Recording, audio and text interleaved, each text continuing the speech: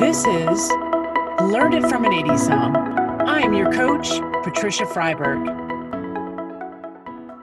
This is Patricia Friberg, and I am your host and your guest today for Learned It from an 80s Song. So this is the part of the show where we have the big reveal as to what song we're going to be talking about today. So, without further ado, can I get a drum roll, please? The song that best resonates with the story that I'm going to tell you today is Under Pressure by David Bowie and Queen. This song came out as a single in 1981. Then, in 1982, it went on Queen's album Hot Space. Now, this song was ranked number 31 on VH1's Top 100 chart for the greatest 80 songs of all time. And I think we can all agree that Under Pressure is definitely one of the best songs. Now, here's a little bit of background on this song. So Roger Taylor first wrote the song called Feel Like. And that was Under Pressure in its embryonic stage. Then the final version evolved by chance. And this is all from Wikipedia. There was an encounter jam session with David Bowie and Queen at Queen's studio in Switzerland.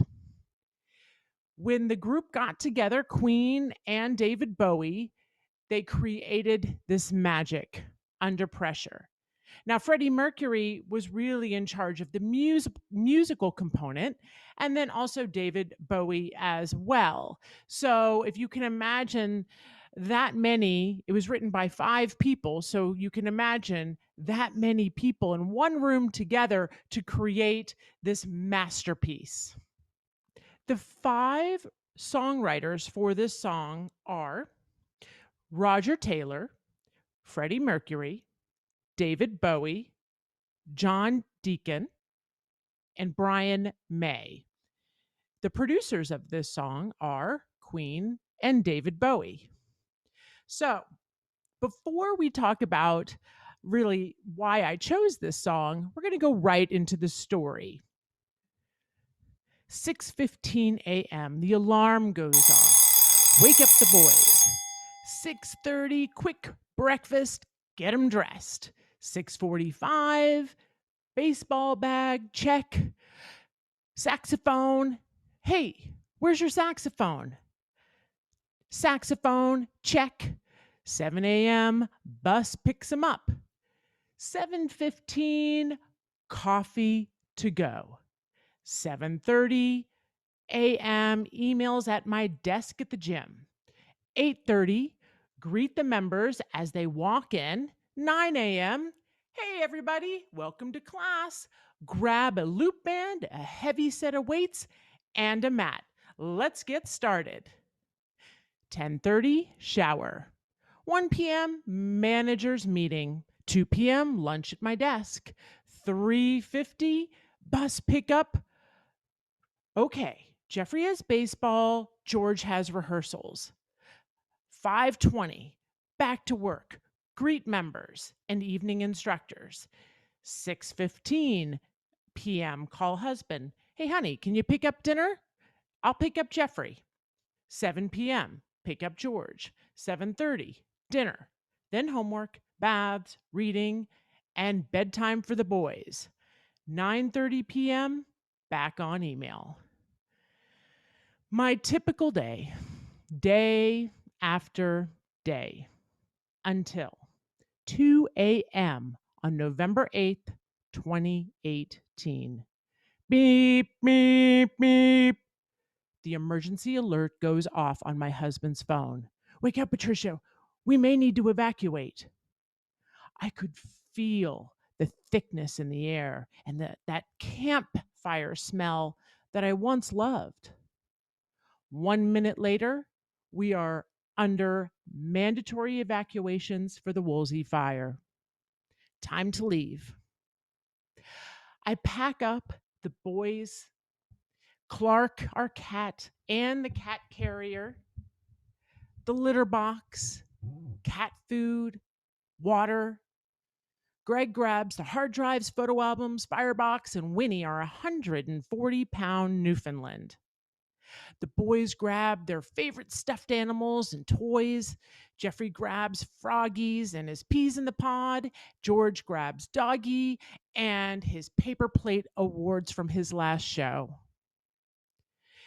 15 minutes later, we are all in the car and it is stuffed to the brim. I find a Residence Inn in Long Beach willing to take our family of 4, a cat, and our Newfoundland. As we are unpacking, I hear, "Mom, you didn't pack me any socks." Oh my God, the socks, the socks. I forgot the socks. How could I forget socks? Then I stop myself. Wait, what's really important here? We just drove down a freeway with the mountains lit up in bright orange and yellow, just feet away from us. What's most important is what's with me right here, right now. God, I've been working so hard. But none of this matters right now. What matters is right here. After 5 days, we were able to move back into our home, and it's still standing, unlike our neighbors' homes just a few blocks away. I thought, everything will be different now. We all have learned some valuable lessons. Nope. 6:15 a.m. the alarm goes off. Wake up the boys. 6:30 quick breakfast. Get them dressed. 6:45 baseball bag, check. Saxophone, hey, where's your saxophone? Saxophone, check. 7 a.m. bus picks them up. 7:15 coffee to go. 7:30 emails at my desk at the gym. The same old drill. Until Tuesday, March 17th, 2020, the day the gyms all closed. I was furloughed. I had nowhere to be. The schools were closed. Greg was working remotely. Wow. All of us together in our home? This is a first. I am sure we can get through a week of this shutdown together. By week 7, I was Zoom school mom, resorting to YouTube and Google to remember how to do fractions. Then there was algebra. Forget about it. I give up. Plus, I've become a short order cook, cooking, I don't know, like 26 zillion hot meals a day. A housekeeper. I mean, how do we go through so many socks? We haven't even left the house. I wash every dish in the sink, turn around, and the sink is full of dishes. I cooked 89 billion different cookies. Even the animals became needy. Lazy Winnie now needs to take 8 walks a day. I'm doubling as her groomer. It took all of a Saturday to give her a bath, and then I smelt like wet dog for a week.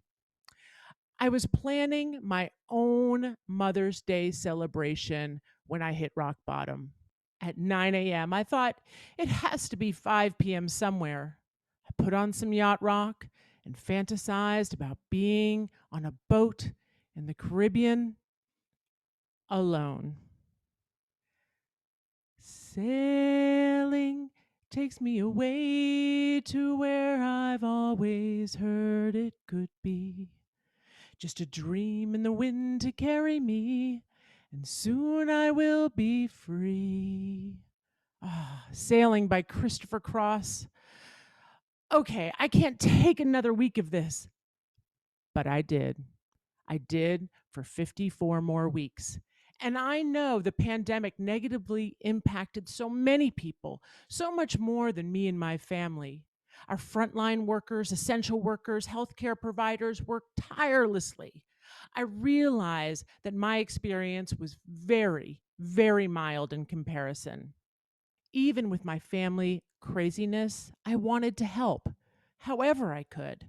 So I provided free online classes for everyone who wanted to join me. I made other changes too. Love of learning is my top VIA strength. It lights me up.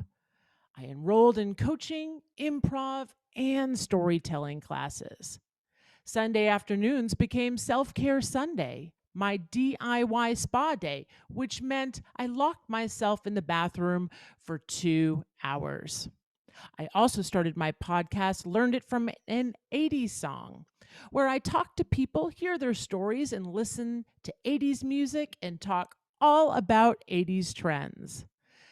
My boys knew that when they saw cords coming out of my closet, Mommy was podcasting.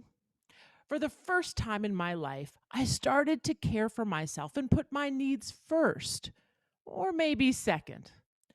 I had to explore what taking care of myself looks like because I missed the memo the first time around with the fires and then the second time around with the first weeks of the pandemic. It didn't happen overnight, though. Self care is particularly challenging for women, and it's not one size fits all. Sometimes self care is adding something that brings you joy. Sometimes it's about not adding one more thing to your laundry list of duties. Sometimes it's about redistributing things, like on those small prop planes where you have to even out the baggage and the people per side. You need that perfect balance to soar. As your coach, it's my job to be your co pilot and help you decide when, where, and how you would like to distribute your attention across many categories of your life while always being mindful of your instruments. Now, I'm getting the opportunity to really put the self care thing to the test. My family's about to embark on an epic journey. We're moving to Switzerland today. Oh, I know it's going to be challenging, but it will also be an opportunity to lean into all of those things that I know help me recover, like Self Care Sonntag. That is German for Self Care Sundays. I found out that when you move to Switzerland, you're required to learn German. Good thing I love learning. And this is just part of the journey that I'll be sharing with you on my new podcast and YouTube show called Swiss Misses. And it will be premiering in the fall. So stay tuned. Now, how Under Pressure really resonates with this story and why I chose this song was really for the simple fact of these particular lyrics. Can't we give ourselves one more chance? Why can't we give ourselves one more chance? Why can't we give love, give love, give love? Because love's such an old fashioned word, and love dares you to care for people on the edge of the night. And love dares you to change our way of caring about ourselves. So, as I told in the story, that I've had multiple opportunities to where I've been thrust into some very stressful situations. And, I definitely put myself probably last on the list of things for for self-care. I made sure my family was taken care of, my work, everything was taken care of, and I was definitely was last on that list. But now, you know, through these experiences and through my new experience, it's really about how I can create the optimal health for myself so that I can actually take care of everyone else. So it's really about shifting the brain and really allowing myself to put myself first for self-care. So that's how the song resonated with me. It's a powerful song under pressure. You can feel the pressure, and I know we've all been in those work or life experiences where you can feel that crescendo of life, and I feel like this song really represented that. Okay, now let's talk about strengths. How did the strengths, which strengths did I lean into? Which ones am I going to be leaning into? And I'm going to reference the VIA Strengths Assessment. So that's your 24 character strengths that really are who you are to your core. You can take this assessment online, it's completely free. Now, the ones that I'll be leaning into the most are love of learning. And love of learning is what I'm excited about this is that I'm going to be able to learn and then bring all of this information to my newest podcast, Swiss Misses. So, anything that I learned that the Swiss has taught me, lessons that I can learn, I'm going to give you all of that information. So, love of learning, can't wait to dive into the Swiss culture. Then there is humor. I definitely will be leaning into that because I'm going to do a lot of things wrong. I'm going to say a lot of German words incorrectly. So the best way is to just be lighthearted about it all, have some humor about it all, be human. Yes. So allowing myself to just enjoy the human experience of learning something new at my age, okay, which is not easy. Um, and then we've got social intelligence, certainly going to be leaning into that, and gratitude, because guess what? I realize how fortunate we are that my husband's work is taking us to Switzerland and for 3 years. And I'm excited that my boys are going to have this experience. So I'm going into this with gratitude. Yes, it's going to be challenging adapting to a new culture, but how grateful I will be with the lessons that my family will all learn together will be forever changed.